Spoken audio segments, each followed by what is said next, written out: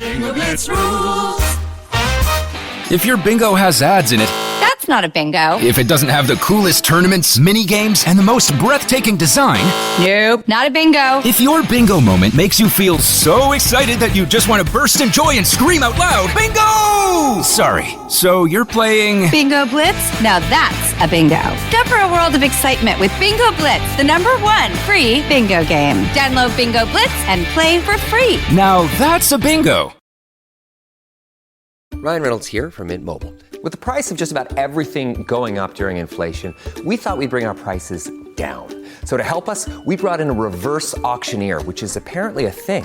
Mint Mobile Unlimited Premium Wireless. How to get 30, 30, bit to get 30, bit to get 20, 20, 20, bit to get 20, 20, bit to get 15, 15, 15, 15, just $15 a month? Sold! Give it a try at mintmobile.com/switch. $45 upfront payment equivalent to $15 per month. New customers on first 3-month plan only. Taxes and fees extra. Speed slower above 40 gigabytes. See detail. This episode is brought to you by United Airlines. When you want to make the most of your vacation, book with United. They're an airline that cares about your travels as much as you do. United is transforming the flying experience with Bluetooth connectivity, screens, power at every seat, and bigger overhead bins to help fit everyone's bag. And with their app, you can skip the bag check line, get live updates, and more. Change the way you fly. Book your next trip today at united.com.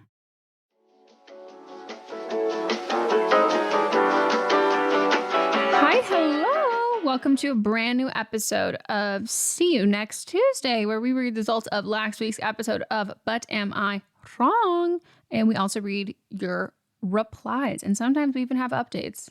I didn't give you the update. You heard it on Friday's episode, which is, I guess, kind of an update to one of my hot takes and my absolute hatred and despising of. So you'll have to go back and listen to that to hear the wonderful news that we got. But the lights. Yeah. Okay. You were really acting so well that I was like, she looks confused. I got it. I mean, they don't even see us. That was just for you. Oh, it's just confusing me just for me. Sorry. That's fine. But yeah, I'm excited. We will be doing next week. We will be doing But Am I Watching? If you're not familiar with that, that's when we take the format of But Am I Wrong, but apply it to a film. For the holiday season of Orange and Black, we will be doing Twitches next week. So please send us your hot take. You must watch the film before you send the hot take, because we don't need it riddled with nostalgia and then confusing things from something you watched 10 years ago. Thank you. Signed, management. Hey, your clip just fell out your hair. Thank you. Really helpful, Melissa. I had You're no welcome. idea. Well, we are doing the Who Was Wrong from episode 119. And if you, Melissa, were just looking and you said they're not all in there, refresh, because they're there now. I don't know how that happened. We have Who Was Wrong for episode 119. And you are up first. I shared my very passionate hot takes about autumn, and 11% said I was wrong. 89% said I was not wrong. Someone said, I'm from Minnesota, so fall starts early here. According to the calendar, we've got the same fall, so that's incorrect. The temperature might change, but fall starts on the same day for everyone. That does feel like an oversight, though. It's not. I meant what I said. No, that's true. Right now in Minnesota, it's 69 degrees. So please tell me how I was wrong. Well, it's about the leaves changing in that part. Okay. That's that not, just, it that's changes just on a part different of cycle. nature. I understand that, but that's part of nature. That doesn't have to do when fall starts. No, it is odd though that, because that is the part that is weird, that like we call this season whatever, and like our weather will be like incredibly fucking different, and it's like it is still all the same season for us. Yeah, and that's what we go by. But they said, but I do agree that pumpkin spice everything is a bit much. I recently saw pumpkin spice poppers. Like, why? That is extreme. I didn't say there was too much. Don't put words in my mouth. I never said that. I just said it wasn't for me. But poppers, that is too much. I will have to agree with you. Poppers are too much. Wow. You know who that's for? It's for all like the straight girls who like leave college and they like get their first gay friend and then they're like, oh my God, like the amount of times I've like heard straight girls being like, yeah, no, I love poppers. And I'm like, why? How did you, what do you mean? Like you're from like Tuscaloosa. Like how do you even know what, like this is wild. And anyone who watches English Teacher, the last episode that's out as we're recording, poppers were a huge storyline in it. And it was so funny. And I was like, Matza was laughing so hard. And I was like, Matza, just imagine if like you didn't understand these jokes. Like imagine like you should be so lucky and so thankful that like you know what this is. Like you know what this is. This is so funny. But it was great. The same person. It doesn't correlate to anything else, but I'll just read it out loud. Also finished the episode. So y'all mentioned, I hate whoever thought that updating photos in iOS was a good thing. You were wrong. I can't just tap on something. Everything moves around. Anyway, it says also finished the episode. Y'all mentioned J-Lo and I forgot she was in a horror movie with Ice Cube, Anaconda. I didn't forget. I'm well aware of that corny ass movie. And it didn't make the list because no one wants to watch that. It's a scary movie. I'm not watching that. It's corny though. No. It's like a corny scary No, movie. Melissa, I said if there's an ounce of spook of fright, that to me, that's still a scary movie. It just feels low budget to me. It doesn't feel scary. I don't care how big your budget is. You can scare me for free. True. Someone else said, I forgot exactly what all the hot takes were, but I agree. The weather here is so back and forth, and that it's hard to get used to anything. With the new job I have, it's so hard to dress business casual and account for cold mornings and hot afternoons. It's annoying, and I want it to be fall already so I can do my fall things. With that, I would say wear a blazer and then take it off. Yeah, as Californians, we can tell you the power of layers. That's like the big thing because it drops. We don't have like, once it's summer, it's going to be cold in the morning and it'll be cold at night. Like every season's like that. Mm-hmm. And we also don't really tolerate the winter well. So we are very big into, in the big stores, in the malls, heat. So it'll be really fucking hot. You go to a Westfield. So layers. And also scarves that you just take off. And a big bag. A big bag, I think, is actually the crucial part. So you can store those things. I'm also from Arkansas, which is 2 hours from where this person lives.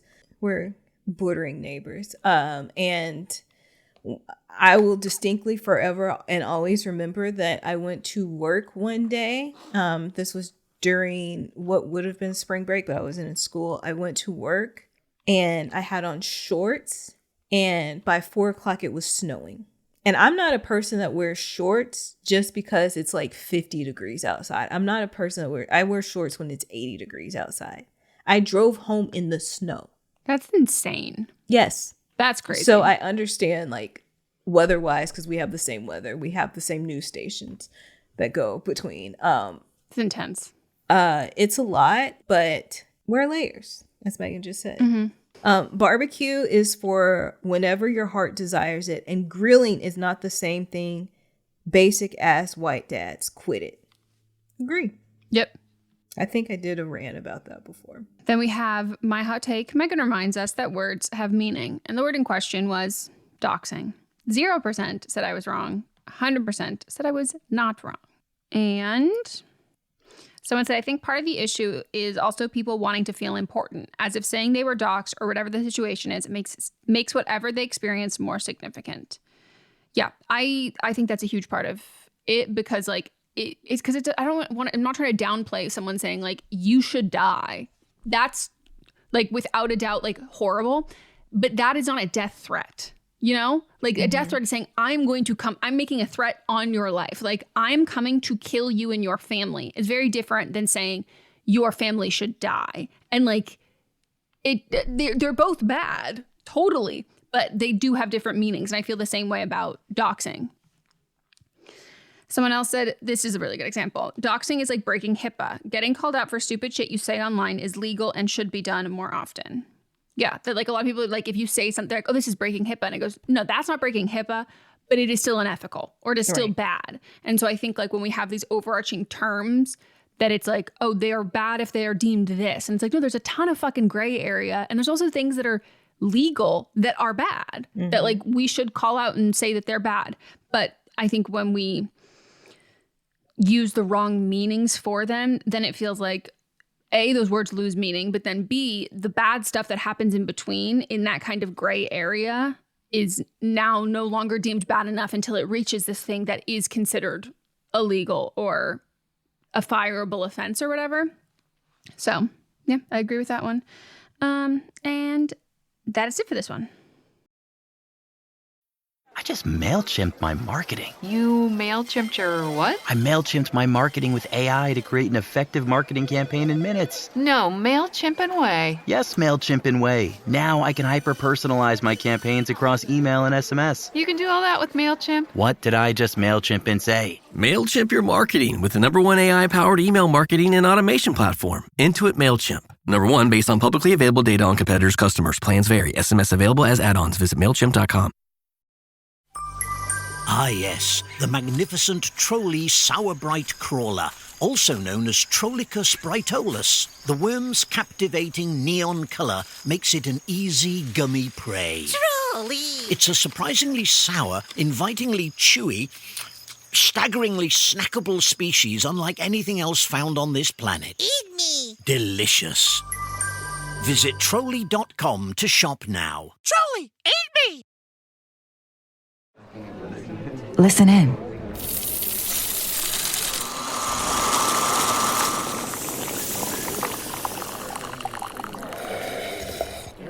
Starbucks. It's a great day for coffee. All right, then we got writer number 1. Are they wrong for feeling left out from filmmaking group? 77% said the writer is wrong. 23% said the writer is not wrong. If the sun doesn't come out, I'm going to fucking scream. It's brighter today than it was yesterday. Yeah, but it's still, I don't like it. It makes me so depressed, which I know I can't say because it's still like 70 fucking degrees. But no, like, but I think it's so depressing. There's a reason why you have winter depression because the sun isn't out. I know, but I was like, I just feel like it's bright enough that I shouldn't complain, but it's not. Okay, cool, because I hate it. That vitamin D isn't getting I was so miserable yesterday and today. I went and did my usual standing outside. And I was like, no, it didn't hit the same. Nothing. And then I went inside and I took 2 of my vitamin D pills and I said, work overtime, bitch. And then also don't break my skin out. I was going to say, don't OD on vitamin D. I know. Someone said not wrong for how they feel, but maybe they need to readjust their expectations. Someone else said, I fucked up. Writer is in fact wrong. Totally understand the feeling of being left out though. Never fun. Someone else said, the reason I believe the writer is wrong is because this film is not about them. It's about their friend, just like you said. The ability to be humble and know that every role, no matter how much authority it has, is important. Learning how to thrive in the smallest roles will teach you how to stay humble when you have the most authority. That's a good way to put it. Well put. Another person said, unfortunately, a college degree and the experience you get in college are not as highly valued as parents made us think. Not a film major, but everyone seems to want 5+ years experience for entry-level positions. In this case, it sounds like more experience you've got, the better, which is correct. Mm-hmm. Your film degree, like with love, truly means almost absolutely nothing in this industry. Like specifically for like acting degree, like what that really gets you is if you get a good position in a showcase and casting directors come in and see you, but like that happens in acting classes too. Mm-hmm. Like there isn't it's what you learn. It's what you learn and the relationships that you build with your classmates. Yeah, and like your access to that. You need to have great relationships with these people that you're working with no matter what position you're in. Because they could have not just hired you at all. Totally. And like you the whole thing is it's about the relationships, and in school it's it's way easier to make those relationships because it does the work for you, but it's really fucking expensive. But you can make all those same relationships outside of school for less money. You just have to work at that. But that's like that's the only return on investment in that way. No one's looking at you don't have like a resume in the same way. Like people aren't really asking where. I've like never had anyone be like, oh, where did you go to school? Like, I don't know. Most of my friends I don't know where I went to school. That's not so much a thing. Unless you're going to theater school. And usually that's like you're UK based. Yeah. Like, then we have writer number 2. Would they be wrong to tell their husband that they stayed in a spooky hotel? 63% said the writer's wrong. 37% said the writer is not wrong. I think the timing would be wrong. Unless spooky things are happening, let that man live peacefully not knowing, LOL. Otherwise, bring it up anecdotally years later. So chaotic. I don't think they would be wrong for telling their husband that the hotel was haunted, but my question is, what's the real motivation? As long as the husband isn't traumatized from the experience and hasn't been talking about it recently, I say what happens in the spooky hotel stays at the spooky hotel. What if they had a spooky threesome and he didn't know? I would divorce immediately. Let him forget about this and never tell him, and do not do this again. This would just be cruel. I agree with that. Yeah. It did also make me like look up Gallup, New Mexico, which is where I had the spooky experience, on TikTok. And there is a specific haunted hotel that it was just all these people like going to go stay at it. So I would like to say, everyone, if you do enjoy the spooky things, totally go there. And like, I'm sure there's so much other great stuff there. We were there in nighttime, middle of the week, late, dark. It's not a lot of street lights. But if you like the spooky stuff, it seems like there are like resources to go to like a hotel there that is haunted. And then we had a combo. Wrong of the week, Arthur Jack. That's not how you spell his name. It says Scrubber. That's what you wrote. Is that what I wrote? Probably autocorrected. It's Schubert. Sorry. Usually I will correct it if I type it in and it doesn't like pop up, or it like autocorrects in that way, but like it showed up. Okay. Sorry. Oh, good. 99% said that Arthur is wrong, and 1% said Arthur is not wrong. Not wrong. My voice went out there. Someone said, like Miss Megan, I was also confused as to why this was so bad until Melissa said that this could also be done on humans. Then hearing about animals being inseminated and sold made it all feel icky. I wanted to believe the intentions were pure, but then again, why would I give a country white man that kind of grace? That's the exact same experience I had while Melissa was talking. Someone also said, Arthur is wrong, but only because it's for hunting. Creating a thing just to let people to pay to kill it is fucked up. And to that, I bring up the comparison I think I made last time, which is it's very Westworld. Like that. Do you ever watch that show? I saw the first episode. So you understand the show. So that's all I need to see. Yeah, it's the premise of the show. And like that's what the reference, that's what the comparison is too. Yeah, it's such an odd thing where like we talk about like the morals of capitalism and like how they muddy the water. Like it's muddied so quickly, not just by corporations, but by individuals and our consumption of it. And when there's like a natural consequence of like overhunting things and, you know, climate change and all that, that there's less, that like the solution to just create more animals just to kill them, as opposed to being like, oh no, we've killed all these animals and like the planet health-wise isn't doing so well. So like these species aren't coming back at the same rate they were before. Maybe we should not do it. It's like, no, let's just make more. And just like killing for sport. Yeah. It's wild. Killing for food.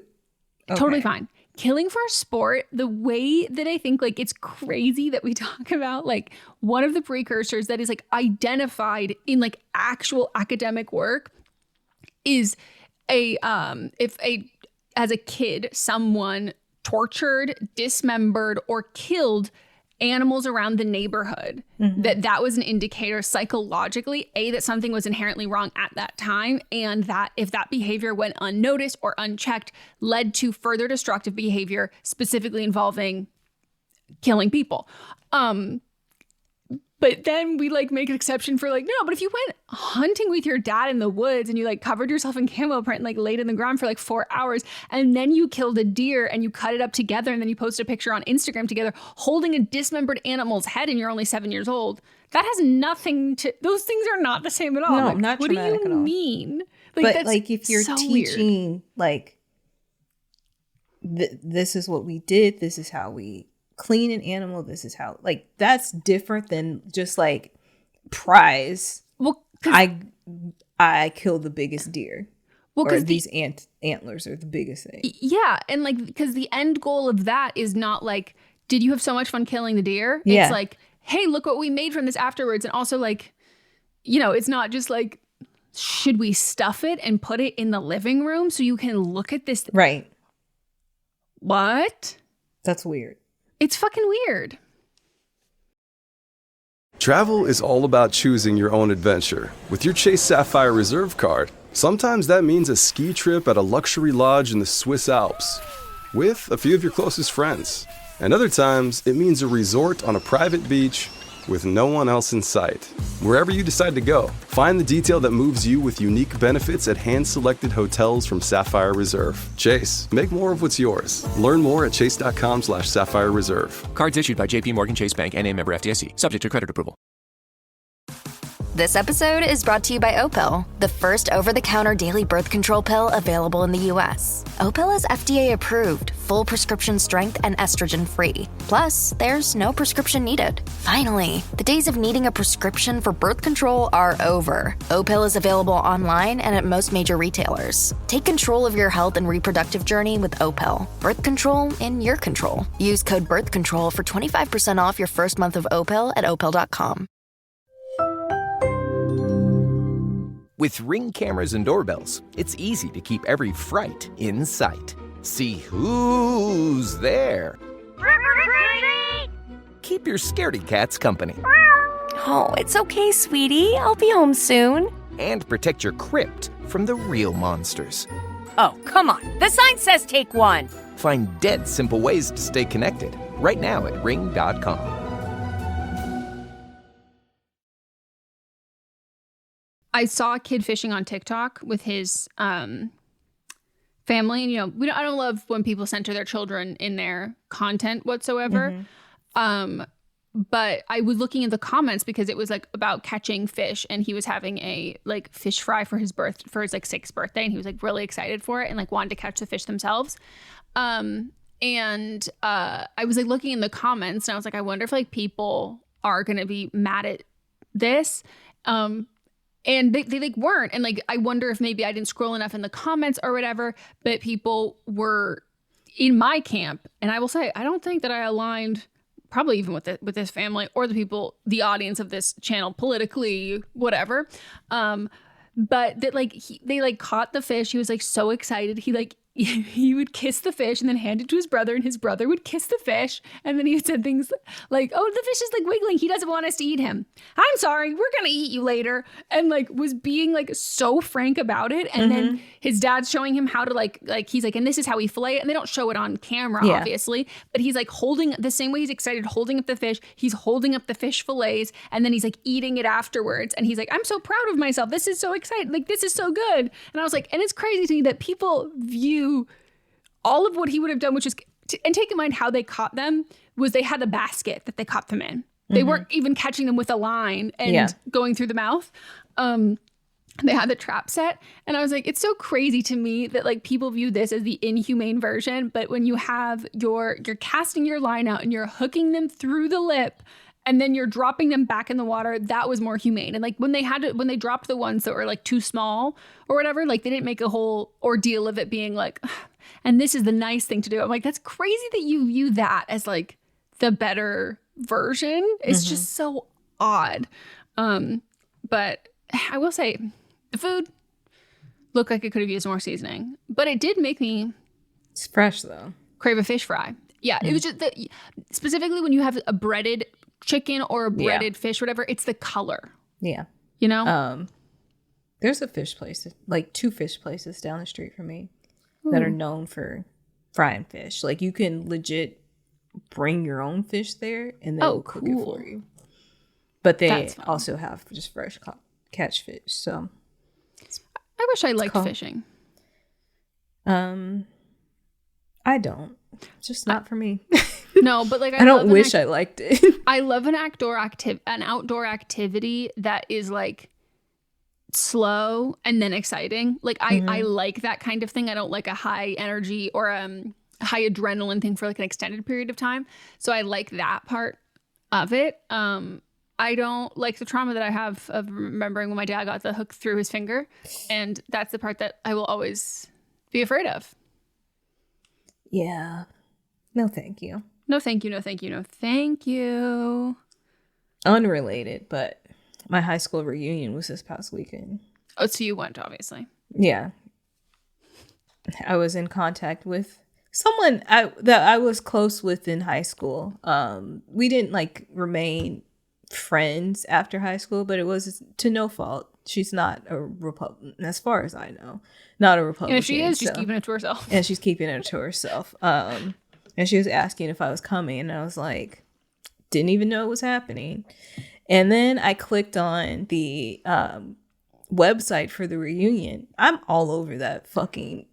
It's not even a website; it's an Instagram. I'm all over the Instagram. Like, look at all the cool things she's doing. It's like photos from the past. Oh my from God. High school. So everybody's thinking, I'm gonna get the diamond herself. Diamond this season will be showing up, and you're like, I don't even know about this, and you're the leading star. There's just photos all over from high school, and I was just like, well, didn't even know it was coming up. Oh my God, you made didn't such a care, big impact. Didn't want to go, but I was looking at the photos, and I was like, I look pretty good. That's why they said, put the best foot forward. By that foot, put the best face forward. Oh my God, yeah. No, fantastic. Is that a juicy sweatsuit? No. What's that shirt? It's a sweater. You can see it more in this one. Oh yeah. Wow, that is of the time. I was showing Melanie, and she's like, "This looks like One Tree Hill." Yeah, I was about to say this is like a TV show, like those outfits and everything. Here's mine. I'm also dying. You have the sorority pill down. Wow, what a pose! I didn't even know that was an option. Everybody was like pose like that. No, but you're the only one with your hand out. Oh no, I'm sorry. The people who have their hand. It's because I have their my class arm. ring on. No, yeah, I got a class ring. Most people didn't get class rings. Oh yeah, so you had a stunt on all those bitches. Yeah, but they looked like they had a good time. It looked not like something I wanted to go to. But yeah. How do you know it looked like they had a good time? Where'd they have it? I don't know. I didn't look that. There was photos from the actual. You just saw a still image. Yeah, I mean there was videos too. There was dancing. Yep. I bet they had a great time. They seem like it. Yeah. And I'm happy for them. Yeah, me too.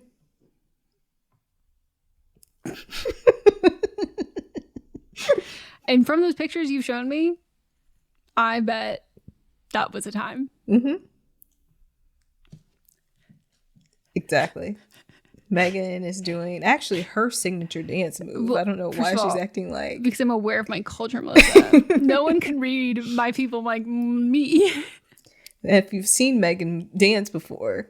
First of all, that is like my joking dance. That's not my real fucking That's dance. why I said it's your signature move. Exactly. My signature move is moving around my hips. I don't actually dance like that. You know. But that's exactly how the dancing looked like. I'll show you. Oh, I can't wait. Oh my God. See, wow. Ooh. You know that it's white people dancing when you can't even tell if they're totally dancing. Like, it's so non-committal. Like, it's just like, it's the La Croix of dance. It goes, are you dancing? Or are you just shifting your feet? Right. Like your weight from one side to the other. Ooh, that's painful.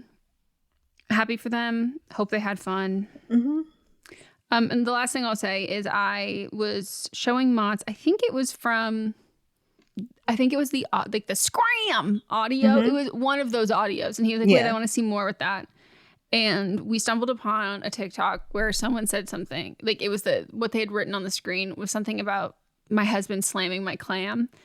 And I regret the day that I showed him that because Mats has not gone, I would say 30 minutes without having a slam your clam joke. Because he said, oh my God, who would say that? Like, who came up with that?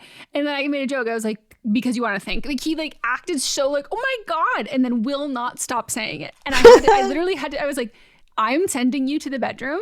I need you to sit there, get all of your slam your clam jokes out, get all of that out, and then you can come back when you're fucking done because I can't. And he was crying. He was laughing so hard. He could not speak. And I was like, I need you to be done with this. Like, this was, and he's like, it's so funny. It is very funny. It is so funny. But like his like fake, like aghast at who would say that. I was like, so you can thank them. Like that is that like he's pretending he's so shocked by it and then could not stop making the jokes. And we were watching Greek, and then he just kept making jokes about get your claim. And like some of the jokes were great, other ones were not. And I was like, just workshopping them. I'm so done. But the thing about him is like he laughs before he says the joke, Yes, and then I he go, does. hand me the remote, and he goes, what? And I go, hand me the remote, and I pause the TV, and I go, say that what you want to say. And he goes, you're ruining my timing. I go, you ruined your own timing by laughing with this glazed over look in your eye. You're writing right now. Like, just get it out of your system, say it, and we'll move on. So make sure, I hope none of you are listening to this around your significant other who also will have an affinity for specific phrases, because you will now not stop hearing slam your clam jokes. There was a TikTok that I came across of this guy. He's gay, and he was just laying up in his apartment, and the window cleaners came, and he had his windows wide open, and he was like, this man is out here. I could have been DJing my cat. And it just went straight over it. And I was like, I love that. I will be adopting that into my everyday language. So that is, DJing the cat is my version of slamming the clam.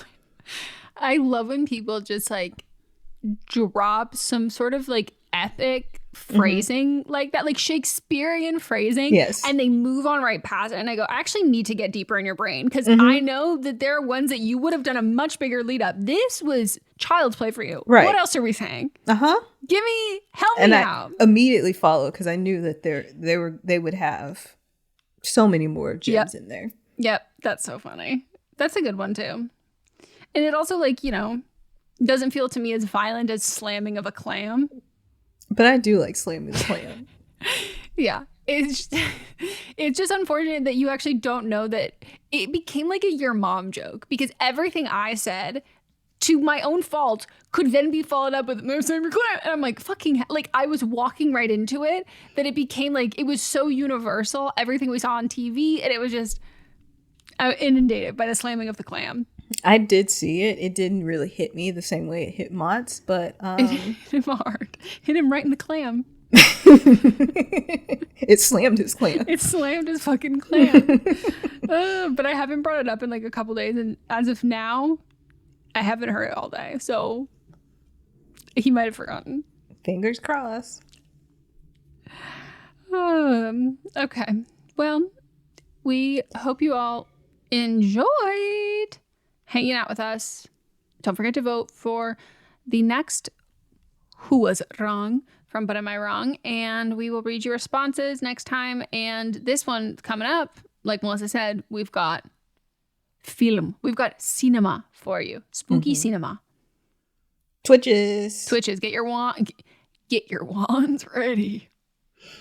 You've got till Thursday to send us, Thursday at 11 a.m. to send us your thoughts. 11 a.m. PT. PST. You do either PT is physical therapy. That's too confusing for me. It's like when people say ED and they go erectile dysfunction, I go, no, eating disorder. Like, we all have our own things that are attached to that. And like, those are what mine are. PT, physical therapy. That's just Pacific time. Or part-time. Or part-time. That's not the other ones I know. That's it. All right. Toodaloo. We will slam you later. See you next Tuesday. Or we'll slam you next Tuesday. Now I'm turning into him. The thing I've been talking shit on. That's because you slammed your clam too much and you got into it. Goodbye.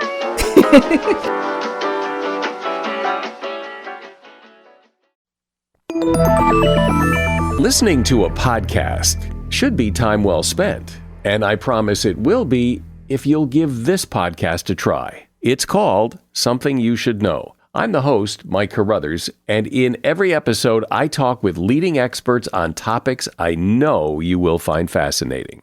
From why people can't keep secrets, what your favorite music says about you, why your pet acts in strange ways, and so much more. Something You Should Know is designed to give you information you can use in your life and give you great intel that you can share with others. I'm told it's a binge-worthy podcast, and with over 1,000 episodes, there's a lot to binge on. Something You Should Know has been ranked in the top of the Apple Podcast charts consistently for a long time. I know you're going to like this. I just need to get you to try it. Something You Should Know. It's available wherever you listen to podcasts. Hi, I'm Jennifer, a founder of the Go Kid Go network. At Go Kid Go, putting kids first is at the heart of every show that we produce. That's why we're so excited to introduce a brand new show to our network called The Search for the Silver Lining, a fantasy adventure series about a spirited young girl named Isla who time travels to the mythical land of Camelot. Look for The Search for the Silver Lining on Spotify, Apple, or wherever you get your podcasts. What's up, everyone? It's Noah Daniels. Hey, y'all. I'm JJ. Hey, guys. It's Kat. And we're your hosts of the Real Hauntings podcast, where we bring on guests who share their first-hand encounter ghost stories and supernatural experiences. Now on to the trailer. I've been warned to not tell this story, but I think because of the way it ends, it's okay to tell this story, because some people say that with certain entities, to like speak of them or talk about them or in any way like portray them as powerful will attract them to other people. The creepiest thing about it to me is a lot of times it would wait for me to notice it. Like it would just lay its arm out like this, and then I'd be like, where is it? Where is it? And then I'd see it, and then it would just slither back. For more information on the Real Hauntings, Real Ghost Stories podcast, make sure you check out Real.fm to learn more about our podcast and many other amazing podcasts.